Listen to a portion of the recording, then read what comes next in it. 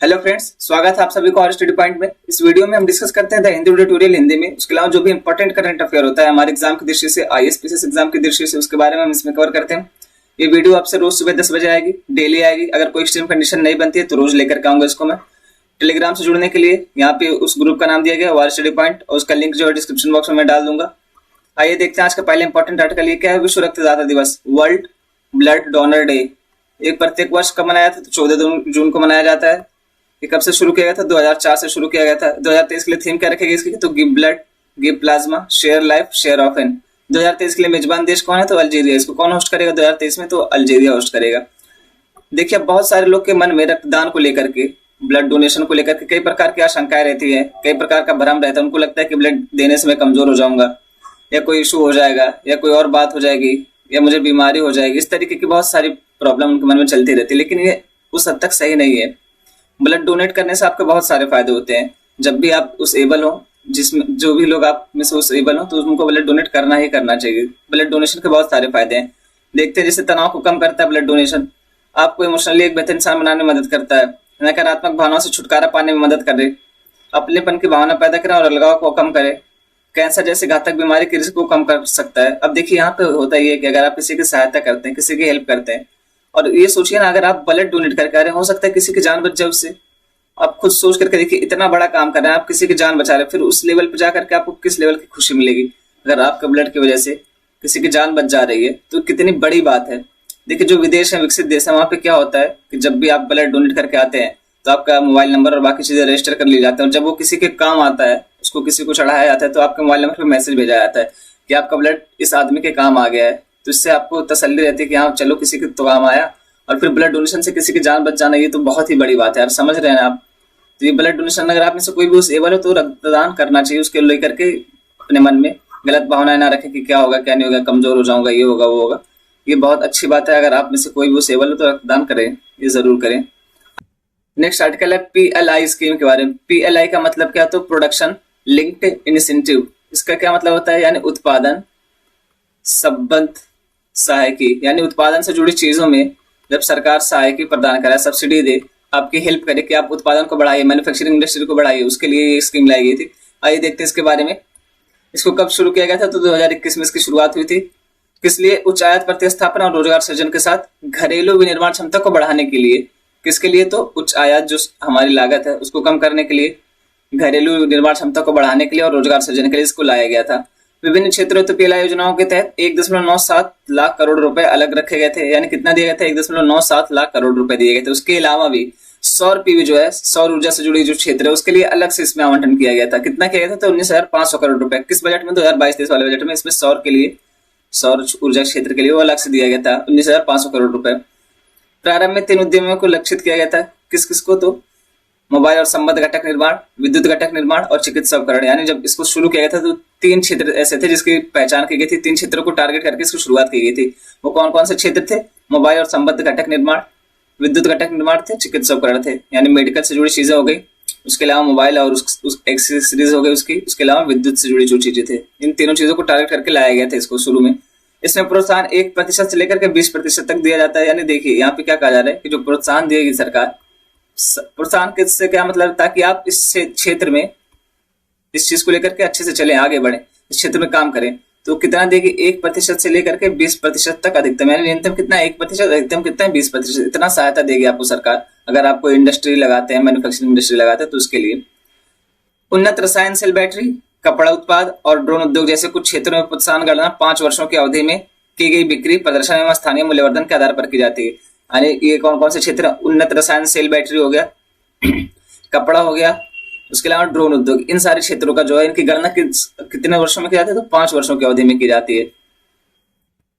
Next point है कि PLI योजना के क्षेत्र कौन कौन से। अब देखिए, जब शुरू किया गया था इसको तो 3 क्षेत्र थे, लेकिन अब वर्तमान में इसको 14 क्षेत्रों तक के लिए विस्तारित कर दिया गया। अब इसके अंतर्गत कितने क्षेत्र कवर किए जाते हैं? तो 14 क्षेत्र कुल कवर किए जा रहे हैं। पहले कितने थे? 3 थे शुरू में।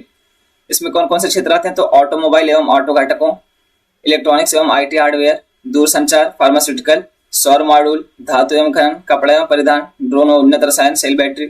उसके अलावा वो जो तीनों थे, मोबाइल और चिकित्सा उपकरण, ये सारी चीजें जोड़ करके 14 क्षेत्र हो गए तीनों सब मिला करके। उद्देश्य क्या है इसका? तो सरकार ने चीन एवं अन्य देशों पर भारत की निर्भरता को कम करने के लिए इस योजना की शुरुआत की थी। किसके लिए? आयात निर्भरता कम करने के लिए। नेक्स्ट पॉइंट है, योजना प्रधान क्षेत्रों का समर्थन करती है और भारत में रोजगार अनुपात को बढ़ाने का लक्ष्य रखती है। ये देखिए, अगर कोई भी स्कीम लाई जा रही है उसके पीछे उद्देश्य क्या होगा? जिस चीज के बारे में लाई जा रही है, जाहिर सी बात है कि उसके बेहतरी के लिए, उसके अच्छे के लिए लाया जाएगा, किस क्षेत्र को और अच्छे तरीके से लेकर के चला जाए, इस क्षेत्र में और अच्छा प्रदर्शन किया जाए। तो हमारा आयात इतना ज्यादा, और फिर चाइना के साथ हम हमेशा ट्रेड डेफिसिट में रहते हैं। ट्रेड डेफिसिट क्या होता है? जब आयात निर्यात से अधिक हो, यानी हम घाटे में रहते हैं हमेशा, तो उसको कम करने के लिए लाया गया था। उसके साथ साथ अब विश्व के अन्य देश जो है उनके साथ भी अगर हमारा आयात घाटा है, हम घाटे में चल रहे हैं, तो उसको कम करने के लिए, रोजगार निर्माण के लिए और घरेलू विनिर्माण क्षेत्र जो उसको प्रोत्साहित करने के लिए लाया गया था इस स्कीम को। यह योजना आयात बिलों को कम करने में घरेलू उत्पादन को बढ़ावा देने के लिए भी काम करती है। नेक्स्ट पॉइंट है, पीएलआई योजना विदेशी कंपनियों को भारत में अपनी इकाइयां स्थापित करने के लिए आमंत्रित करती है और घरेलू उद्यमियों को अपने उत्पादन इकाइयों का विस्तार करने तो प्रोत्साहित करती है। यानी इसके तहत क्या किया जा रहा है? तो जो विदेशी कंपनियां हैं, यानी एफडीआई जो आता है, उसको भी यहाँ पे इन्वाइट किया जा रहा है, उसको भी बढ़ावा दिया जा रहा है कि विदेशी कंपनियां और यहाँ पे निवेश करें। ये आर्टिकल जुड़ा है, तमिलनाडु के एक मंत्री थे, इनका नाम था बालाजी, सेंथिल बालाजी। इनको ईडी ने भी गिरफ्तार कर लिया है। किस मैटर में? तो जब ये 2011 से 15 के बीच परिवहन मंत्री थे वहां के, तमिलनाडु के, तब इन्होंने जॉब स्कैम किया था, जॉब घोटाला किया था, उसमें धन शोधन का मामला आया था। इसी मामले में ईडी ने गिरफ्तार कर लिया है। ईडी क्या है? तो प्रवर्तन निदेशालय, इन्फोर्समेंट डायरेक्टरेट। तो इसने अभी, ईडी ने इनको गिरफ्तार कर लिया है। आइए देखते हैं इसके बारे में, धन शोधन क्या होता है, ईडी क्या है। धन शोधन किसको कहते हैं? तो देखिए, मनी लॉन्ड्रिंग का अभिप्राय अवैध रूप से अर्जित आय को छिपाना या बदलना है ताकि वह वैध स्रोतों से उत्पन्न प्रतीत हो। इसमें क्या कहा जा रहा है कि धन शोधन का क्या तात्पर्य है? तो आपने किसी गलत तरीके से अगर कोई पैसा कमाया है, अब उसको आप कहते हैं ना, ब्लैक मनी को व्हाइट मनी में बदलना चाह रहा है। यानी अगर आपने गलत तरीके से पैसा कमाया, वैध तरीके से पैसा कमाया और आप चाह रहे हैं कि उसको मार्केट में लाया जाए और उसको व्हाइट मनी बना लिया जाए, उसको सही तरीके से दिखाया जाए, तो यही होता है धन शोधन। यानी अवैध पैसे को सही बताना, वैध बनाना, यही धन शोधन होता है। ये अक्सर मादक पदार्थों की तस्करी, डकैती या जबरन वसूली जैसे अन्य गंभीर अपराधों का एक घटक होता है। अब जाहिर सी बात, अगर आप गलत तरीके से पैसा कमा रहे तो तरीका ही गलत है, पैसा कैसे सही हो सकता है? और इस तरीके में क्या कहा जाता है? तो जैसे मादक पदार्थों की तस्करी हो गया, और उसके अलावा मानव तस्करी हो गया, उसके अलावा चोरी, डकैती, धमकाना, इस तरीके से हो गया। टैक्स, जबरदस्ती का टैक्स लेना, जो बोलते हैं भाई वाला टैक्स, हफ्ता, इस तरीके की चीजें लेना, ये सारी चीजें धन शोधन में आएंगी। इसमें ऐसा तो आएगा ना कि आप मेहनत कर रहे थे, 18 घंटा आपने जॉब किया, वो वाला पैसा आपका इसके अंतर्गत आ गया। नेक्स्ट पॉइंट, अवैध हथियारों की बिक्री, तस्करी, मादक पदार्थों की तस्करी और वेश्यावृत्ति, गुप्त व्यापार, रिश्वतखोरी और कंप्यूटर धोखाधड़ी जैसी आपराधिक गतिविधियों में बड़ा मुनाफा होता है। जाहिर सी बात, अब देखिए इन सारी चीजों में, अवैध हथियार बेचेंगे आप, हथियारों की मार्केट कितनी बड़ी आप सबको पता है, तो इसमें कितना बहुत ज्यादा मुनाफा है। तस्करी हो गया, मादक पदार्थों की तस्करी हो गया, वेश्यावृत्ति हो गया, गुप्त व्यापार हो गया, रिश्वतखोरी हो गया, कंप्यूटर धोखाधड़ी। आप सबके साथ ये घटना हुई होगी, कंप्यूटर धोखाधड़ी, मतलब सबके तो नहीं, लेकिन बहुत सारे लोगों के साथ ये घटना हो चुकी होगी कि कंप्यूटर धोखाधड़ी से ऑनलाइन जो होता है, बोले सर ये है वो है, आपकी लॉटरी लग गई है, आपका 10 लाख का लग गया, आपका 1 करोड़ का लॉटरी लग गया, इस तरीके से कह के, और फिर देखते हैं कि कुछ लोग का 1000 रुपए, कुछ लोग का 2000, कुछ लोग का जितना अकाउंट में रहता है सब पूरा खाली हो जाता है। तो देखिए, इस तरीके की चीज हम कभी नहीं पढ़ेंगे। अगर कोई लॉटरी और ये सारी चीजें बताता है तो उससे दूर रहेंगे तुरंत, ये लालच में नहीं पड़ेंगे, ना डर में पड़ेंगे। अगर कोई कुछ कहता भी है कि बैंक अकाउंट अपडेट करना है, ये है वो है, आपका एटीएम कार्ड खराब हो गया उसको रिन्यू करा लीजिए, इन सारे पचड़ों में बिल्कुल नहीं पड़ना। ये सारी चीजें आपके साथ अंततः धोखा ही करेंगे और कुछ होगा नहीं, हमेशा आपका ही नुकसान होगा इन सारी चीजों में। तो इन सारी चीजों से दूर रहना। अभी कहा जा रहा है कि इन सारी चीजों में बहुत बड़ा मुनाफा है। जाहिर सी बात है, आपको करना क्या, अवैध हथियार है। अभी देखिए, आप सुबह से शाम तक मेहनत करें, अगर आप किसी प्राइवेट सेक्टर में, तो कितना देगा?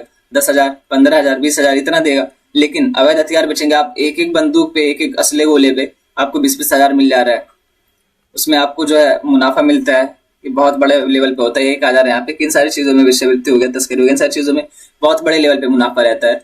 इनका जो फायदा होता है, लाभ होता है, वो बहुत ज्यादा होता है। ऐसा करने से मनी लॉन्ड्रिंग में संलिप्त व्यक्ति को मनी लॉन्ड्रिंग के माध्यम से अपने अवैध लाभ को वैध करने के लिए एक प्रोत्साहन देता है। नेक्स्ट पॉइंट है, इससे उत्पन्न धन को डर्टी मनी कहा जाता है। अब इसमें कोई वैसी बात तो है नहीं भाई, जाहिर सी बात, आप गलत काम करके पैसा कमा रहे हैं तो डर्टी मनी कहेंगे उसको, गुड मनी तो कहेंगे नहीं, अच्छी मनी तो कहेंगे नहीं। जब आप गलत तरीके से पैसा कमा रहे तो डर्टी मनी कहेंगे। मनी लॉन्ड्रिंग, डर्टी मनी को वैध धन के रूप में प्रकट करने के लिए रूपांतरण की प्रक्रिया, यानी क्या कहा जा रहा है यहाँ पे कि डर्टी मनी जो है, गलत तरीके से कमाया गया पैसा जो है, इसी को अच्छे पैसे में बदलना, ये दिखाना कि ये सही तरीके से कमाया गया है, ये सही पैसा है, व्हाइट मनी है, इसी को कहा जा रहा है कि ये मनी लॉन्ड्रिंग के अंतर्गत आता है। अब देखिए, मनी लॉन्ड्रिंग की कैसे जाती है, उसका चरण क्या है, तो वही यहाँ पे बता रहे हैं। प्लेसमेंट, पहला चरण उसका क्या है, प्लेसमेंट है। यह मनी लॉन्ड्रिंग का पहला चरण है इसके तहत अपराध से संबंधित धन का औपचारिक वित्तीय प्रणाली में प्रवेश कराया जाता है। यानी इसका क्या कहा जा रहा है कि जो गलत तरीके से पैसा कमाया जाता है तो उसको पहला चरण क्या है, उसको पहले वित्तीय मार्केट में प्रवेश कराया जाता है, यानी मार्केट में उसको लाया जाता है। नेक्स्ट पॉइंट क्या है, लेयरिंग। दूसरे चरण में मनी लॉन्ड्रिंग में प्रवेश कराए गए पैसे की लेयरिंग की जाती है और उस पैसे के अवैध उद्गम स्रोत को छुपाने के लिए विभिन्न लेन देन प्रक्रियाओं में शामिल किया जाता है। यानी किसी को ये ना पता चले कि ये पैसा कहाँ से आया है, अवैध तरीके से आया, इसको छुपाने के लिए अलग अलग लोगों को दिया जाता है, यानी इसको मार्केट में सर्कुलेट किया जाता है। नेक्स्ट पॉइंट है एकीकरण।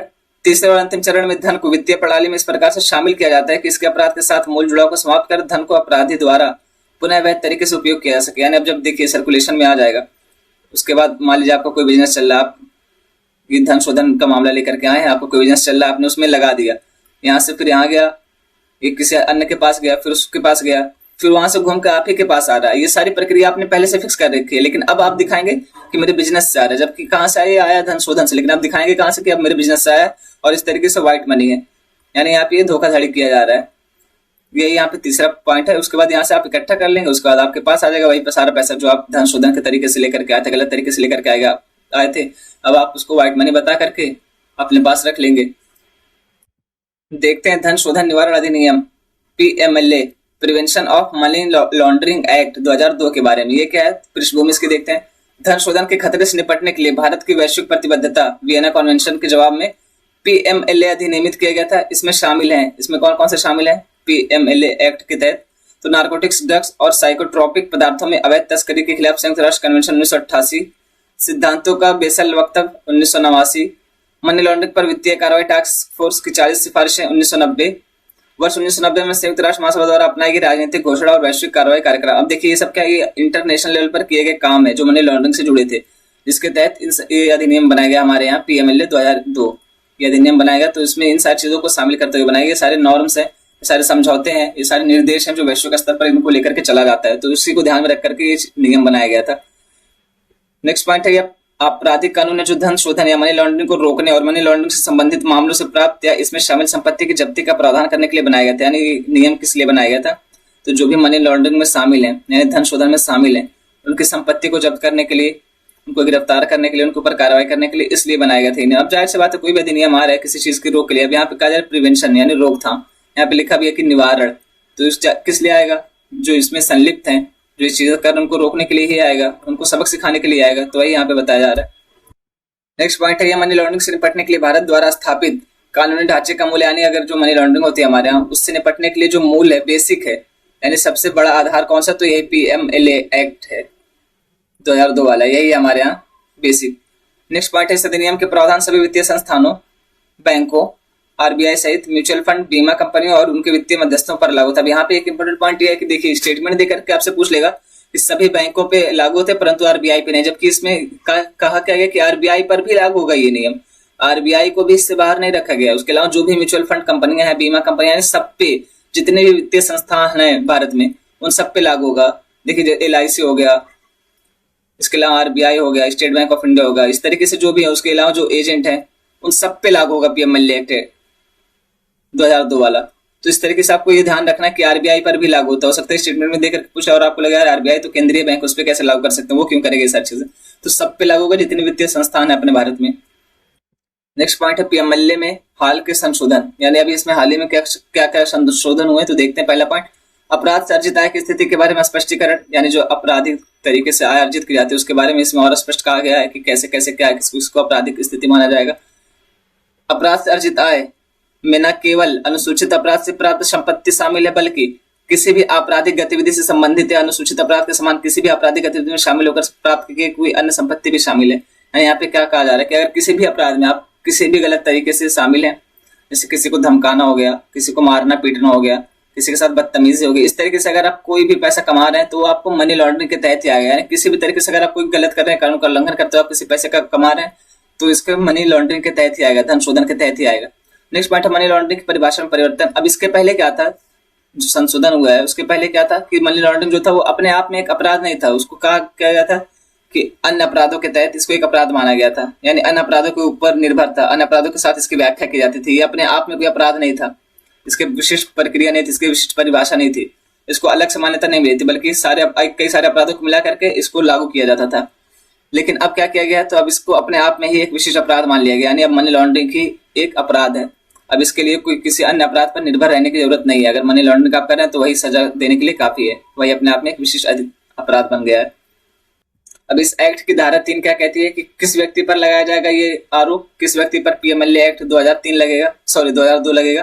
तो देखते हैं कौन सा जो आय छिपाएगा अपनी, या उसको स्वामित्व बताने से हिचकिचाएगा, स्वामित्व नहीं बताएगा, अधिग्रहण, विधायक संपत्ति के रूप में उपयोग करना या पेश करना, विधायक संपत्ति के रूप में दावा करना। अब यहाँ पे एक कहा क्या जा रहा है, देखिए अगर कोई मैं आय है मेरे पास, मैं पैसा कमा रहा हूँ, अगर मैं ये छिपा रहा हूँ कि ये कहाँ से आई है, तो इस किसके तहत एक्ट मेरे ऊपर कार्रवाई होगी, पीएमएलए 2002 के तहत मेरे ऊपर कार्रवाई होगी। या मैं ये बताऊं कि इसका स्वामित्व किसके पास है, इसका स्वामी कौन है, मतलब मालिक कौन है इसका, या मेरे पास इसकी मालिकियत कहाँ से आई, मैं इसका स्वामी कैसे बना, तो ये भी यहाँ पे पीएमएलए एक्ट के तहत बुक किया जाएगा उसको। इसी तरीके से अधिग्रहण, अधिग्रहण से क्या मतलब, किसी चीज को लेना, अपने हक में लेना, अपने अंतर्गत लेना, अपने अंडर में लेना, अधिग्रहण होता है। ये यहाँ पे कहा जा रहा है विधायक संपत्ति के रूप में उपयोग करना है, पेश करना, विधायक संपत्ति के रूप में दावा करना, इन सारी चीजों को किसके तहत देखा जाएगा, तो पीएमएलए एक्ट 2002 के तहत देखा जाएगा। अपराध की निरंतर प्रकृति, इस संशोधन में आगे उल्लेख किया गया है कि उस व्यक्ति को मनी लॉन्ड्रिंग के अपराध में उस स्तर तक शामिल माना जाएगा जहां तक उस व्यक्ति को मनी लॉन्ड्रिंग से संबंधित गतिविधियों को फल मिल रहा है, क्योंकि ये अपराध निरंतर प्रकृति का। यहाँ पे ये क्या कहा जा रहा है, यहाँ पे कहा यह जा रहा है कि इस व्यक्ति को तब तक अपराधी माना जाएगा और उस हद तक अपराधी माना जाएगा जहां तक कि उसको लाभ मिला होगा धन शोधन का। इसका क्या मतलब है, मान लीजिए किसी को आपने धमकाया, आपको एक बार पैसा मिला, तो अब आप एक बार के लिए ही अपराधी माने जाएंगे। लेकिन अगर आप लगातार उससे पैसा वसूले जा रहे हैं, लगातार पैसा वसूले जा रहे हैं 10 बार, 20 बार, 50 बार, तो इस तरीके से आपको तब तक अपराधी माने, फिर आपके ऊपर जो केस चलेगा यहाँ 50 बार तक के लिए चलेगा। यानी कि 1 मर्डर करो तब भी फांसी, 10 मर्डर करो तब भी फांसी, वो वाला सिस्टम यहाँ पे लागू नहीं होगा। यहाँ पे लागू अलग सिस्टम है कि जितना जब तक आपको उसका फायदा मिल रहा है, जब तक आप धन शोधन में संलिप्त हैं और उसका फायदा आपको मिल रहा है, तब तक के पूरा सिस्टम को लेकर के, तब तक के पूरे साल को लेकर के, तब तक पूरे समय को लेकर के आपके ऊपर कार्रवाई की जाएगी, ये यहाँ पे कहा जा रहा है। अब जान लेते थोड़ा सा प्रवर्तन निदेशालय या ईडी के बारे में। इसका इतिहास क्या रहा है। प्रवर्तन निदेशालय या ईडी एक बहुअनुशासनात्मक संगठन है जो आर्थिक अपराधों की जांच और विदेशी मुद्रा कानूनों के उल्लंघन के लिए अनिवार्य है। इस निदेशालय की स्थापना कब की गई, तो 1 मई 1956 को हुई, जब विदेशी मुद्रा विनिमय अधिनियम 1947 फेरा क्या है, फॉरेन एक्सचेंज रेगुलेशन एक्ट, यानी जो भी विदेशों से पैसा आता है, विदेशों से विनिमय जो होता है उसको रेगुलेट करने के लिए, उससे उसको नियंत्रित करने के लिए ये नियम बनाया गया था 1947 में। ये फेरा के तहत विनिमय नियंत्रण कानून के उल्लंघन से निपटने के लिए आर्थिक मामलों के विभाग में एक प्रवर्तन इकाई का गठन किया गया था। यानी कब किया गया था, 1947 में जो आया था उसके तहत एक आर्थिक इकाई का गठन किया था इन सारी चीजों से निपटने के लिए। नेक्स्ट पॉइंट है आर्थिक उदारीकरण की प्रक्रिया की शुरुआत के साथ फेरा 1973 जो एक नियामक कानून था निरस्त कर दिया गया और उसके स्थान पर एक नया कानून विदेशी मुद्रा प्रबंधन अधिनियम 1999 लागू किया गया। हाल ही में विदेशों में शरण लेने वाले आर्थिक अपराधियों से संबंधित मामलों की संख्या में वृद्धि के साथ सरकार ने भगोड़ा आर्थिक अपराध अधिनियम 2018 पारित किया है और ईडी को इसे लागू करने का कार्य सौंपा गया है। ईडी का कार्य क्या है, इसको कौन कौन से कार्य दिए गए हैं, तो पीएमएलए एक्ट 2002 को लागू करने का कार्य दिया गया है। इसके तहत धन शोधन के अपराधों की जांच करना, संपत्ति की कुर्की यानी जब्त कर लेना और जब्ती की कार्रवाई करना और मनी लॉन्ड्रिंग के अपराध में शामिल व्यक्तियों के खिलाफ मुकदमा चलाना शामिल है। ईडी क्या करेगा, तो जो पीएमएलए एक्ट 2002 वाला है इसके तहत जो भी मामला होगा यानी संपत्ति जब्त करना, उसके खिलाफ कार्रवाई करना, केस करना, उसको सजा दिलाने किसका अधिकार होगा, तो ये ईडी का अधिकार होगा, यानी किसका काम होगा, तो ईडी का काम होगा। नेक्स्ट पॉइंट है विदेशी मुद्रा प्रबंधन अधिनियम 1999 फेमा।